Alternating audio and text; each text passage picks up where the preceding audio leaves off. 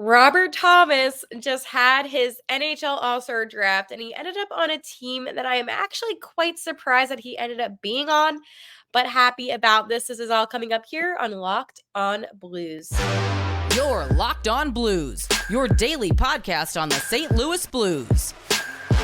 Part of the Locked On Podcast Network, your team every day.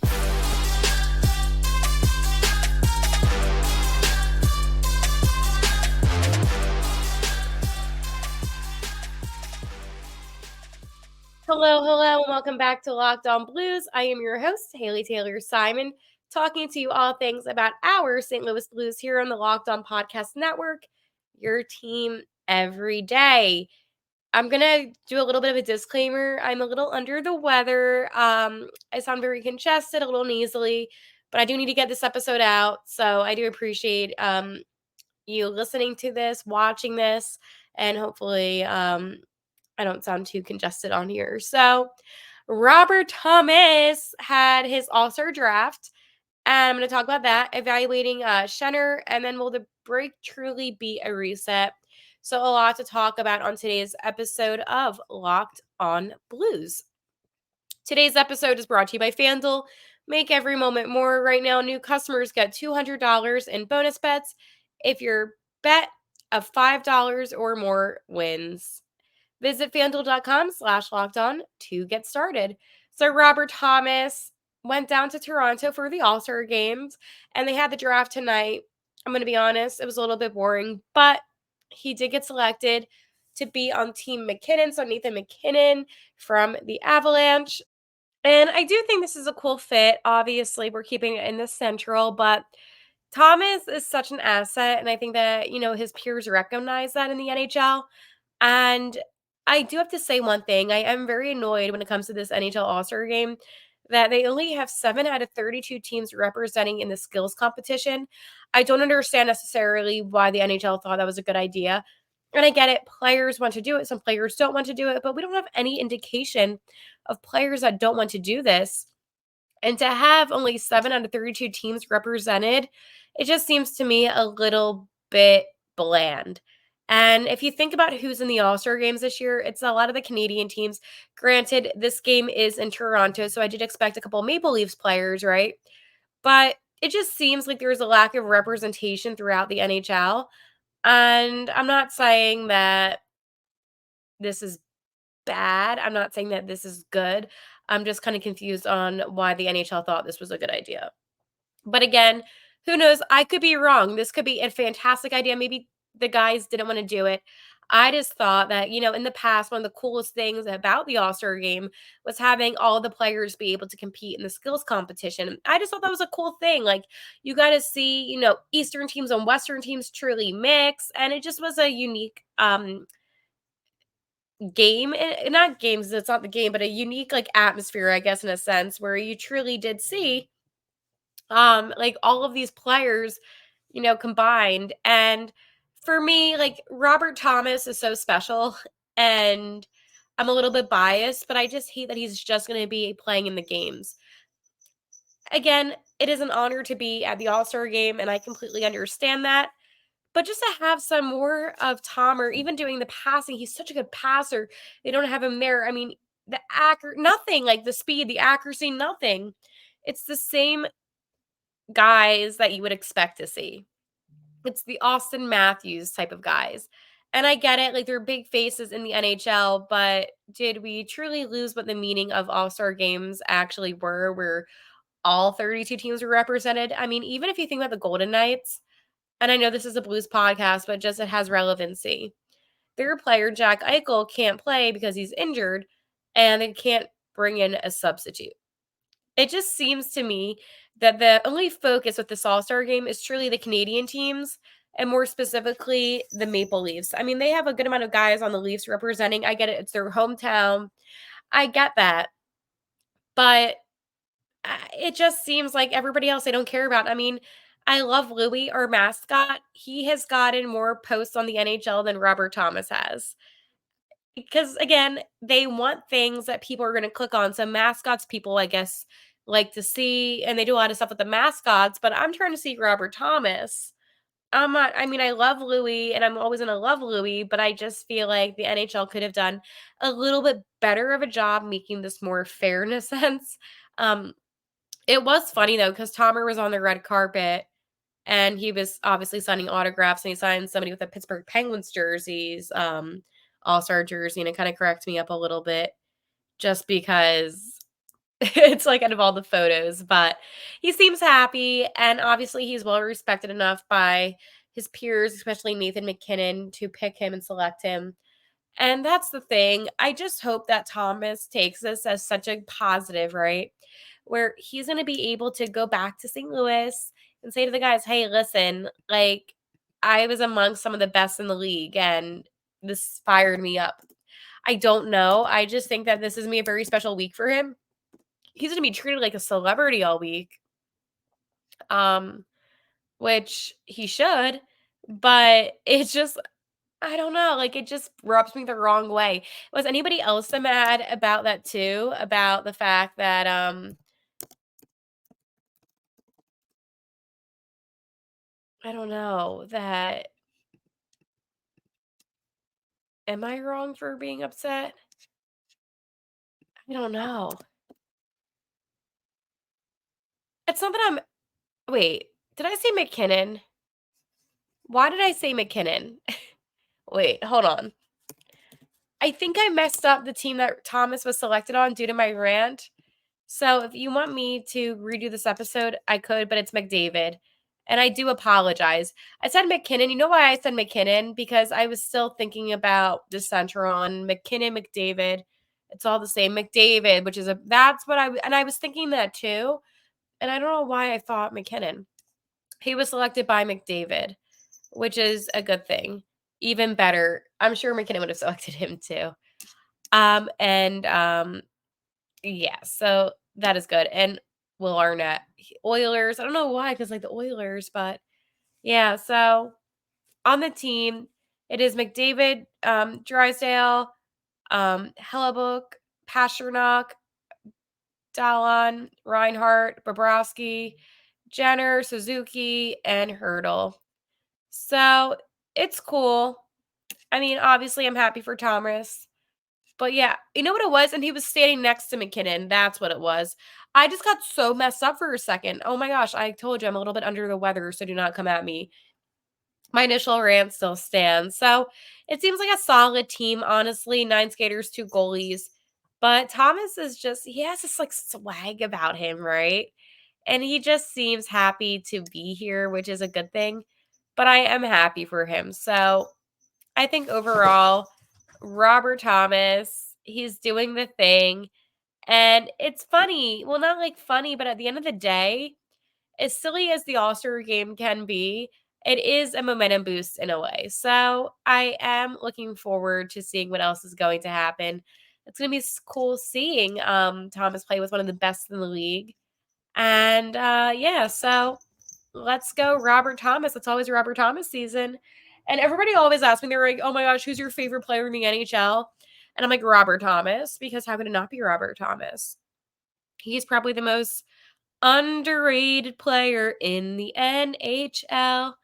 And I will stand by that forever and always. Okay. Again, I do apologize. I did mean I did mean McDavid this whole time, and I went on McKinnon. A little under the weather, but please understand I did mean McDavid, so please do not come at me. All right, FanDuel. Happy Super Bowl to all who celebrate from FanDuel, America's #1 sports book. If you're like me, Super Bowl Sunday is all about scoring the best seat on the couch and grabbing your favorite football snacks and placing some super bets. What I love most about the Super Bowl, honestly, is just the excitement towards the day. FanDuel has so many ways for you to end the season with a W, 2, or 3. Not only can you bet who will win the Super Bowl 58, but FanDuel also has bets for which players can score a touchdown, how many points will be scored, and so much more. New customers join today and you'll get $200 in bonus bets if your first bet of $5 or more wins. Join FanDuel.com/lockedon to sign up. That's FanDuel.com/lockedon. Make every moment more. FanDuel, the official sportsbook partner of the NFL. So let's talk about Captain Brayden Schenn. I, for one, have been a little bit disappointed with his play. He's been doing better, okay? So I am happy about that. But I'm not going to sit here and say to you, oh, yeah, he's been playing some of his best hockey when he hasn't. I think Schenn, for whatever reason, just had a really slow start to the season. And we're not going to get answers. We're not going to know why that happened, right? He's not going to say, okay, I'm going to let you know why I wasn't playing well. It is what it is. But so far this season, Schenn has played 49 of the games so far with 13 goals and 14 assists and 27 points. Now, unfortunately, he's projected to get 45 points, which I mean, I guess is good for the season that he's having. Do I think that this is like a good situation that he's in? No. But at the end of the day, who am I to say anything? But last season, he did have 65 points and he had 21 goals and 44 assists. So, yeah, I don't think that's happening. But I just expected Shunny to play better hockey. And especially, Stella says hi. And especially being the captain of the team and having this new sense of leadership, I just expected more out of him.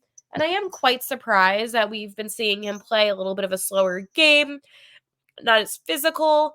And I just thought that he would be playing a better game in a total. I mean, he does center that second line. And the thing I want to say about that too is Robert Thomas 100% is a first line type of guy. But as a captain, you really should be able to put on your A plus plus game all the time. And from Shen, sometimes I don't see that. Sometimes he doesn't stand out to me. But when he does play well, he plays a really good hockey game. So at times it can be a little bit confusing to really evaluate how Brayden Schenn is. But I can't just go based off of statistics, right? I give you the statistics so you know where he's at currently because I know some people don't look at stats. I'm a stats person. But let's talk about how he plays in games. He makes his presence known not every game, and that's the problem. I think for him, even if he doesn't score, even if he's not getting those assists, he just needs to play a little bit harder. Sometimes on ice, he disappears.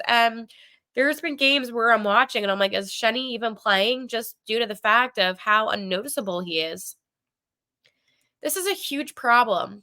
And I think about the Blues' future. I think about next season, especially when there is no more excuse making. I guess you can come up with the excuse in a sense now that they just didn't really do much and their draft guys should come up soon. But come next season, there's no more room for excuses. And you really need to take a closer look and say, okay, I'm glad that we have his leadership. I'm glad that he played a role here in St. Louis. But how is he helping? And I hate to be that person because I'm a huge Brayden Schenn fan and I respect him. I respect everything about him, truly. I just don't necessarily know if he's the right fit long term for the team.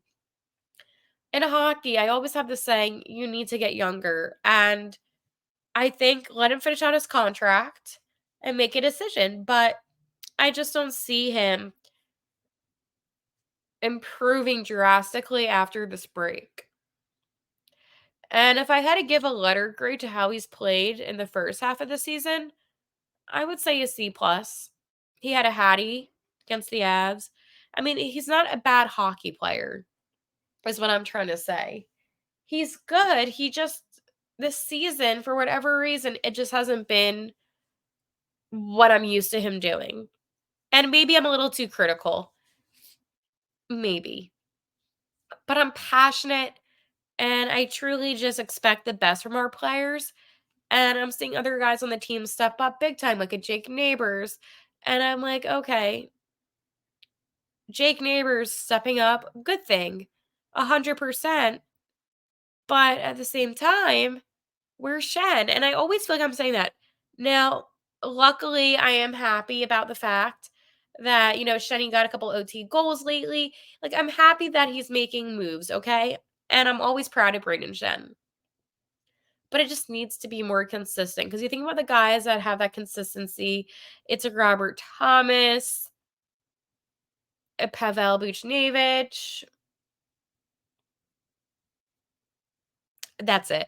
There's really not a whole lot of consistency besides them, but even Bushi had a slow start. So I think that, Shen, to really just solidify his first year of captaincy, just needs to attack the second half and play as hard as he's been playing, because I'm not going to lie, like the first bit of the season, I just felt very disappointed by his play. So he has an opportunity, which is a positive. He has an opportunity to turn this around and just to be that solid center and make solid plays. But no, I'm not going to sit here and say, yeah, his play's been great when it hasn't. But overall, I would give Shenny a C plus. Okay. Make sure you follow on Twitter at Locked On Blues so you can keep up with me and everything for the podcast.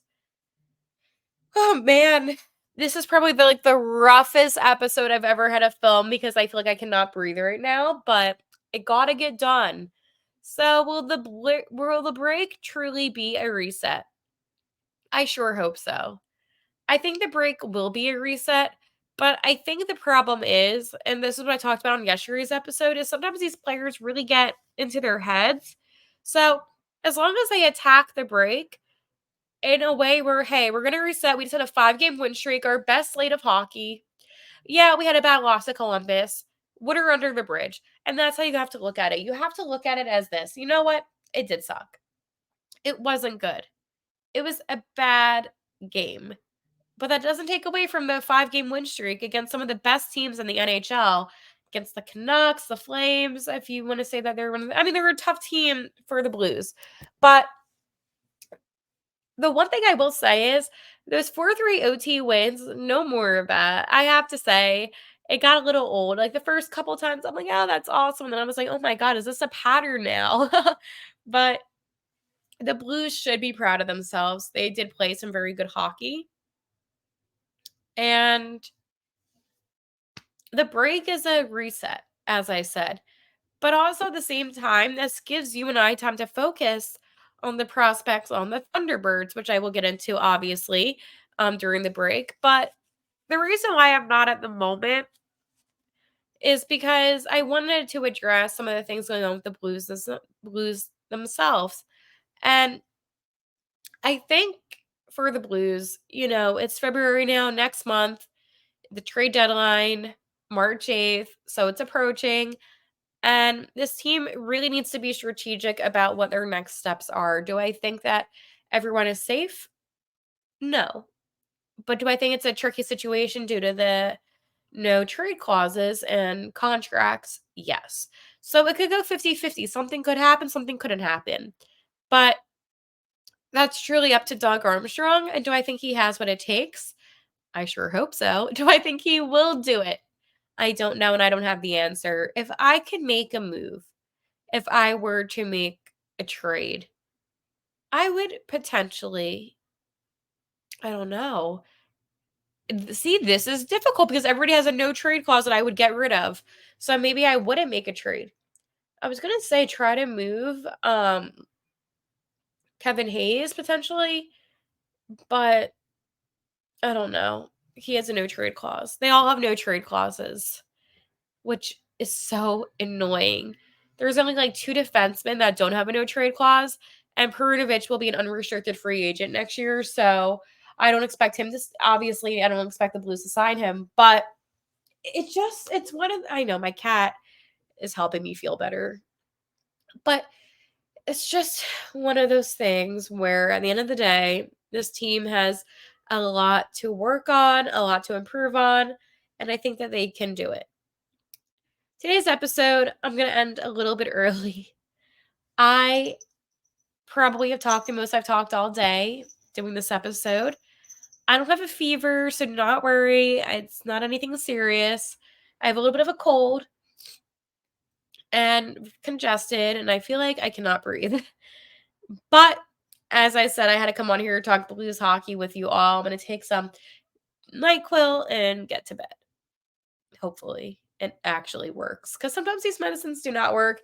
That's why I use my Jase case, by the way, which I always talk about, from Jase Medical, because they have those life-saving antibiotics. See, what I say, I actually use. So I'm going to take my medicine. head to bed. I'll talk to you tomorrow. Again, I know, not McKinnon, it was McDavid. I messed up the name. It happens, but I physically cannot redo that and edit it out.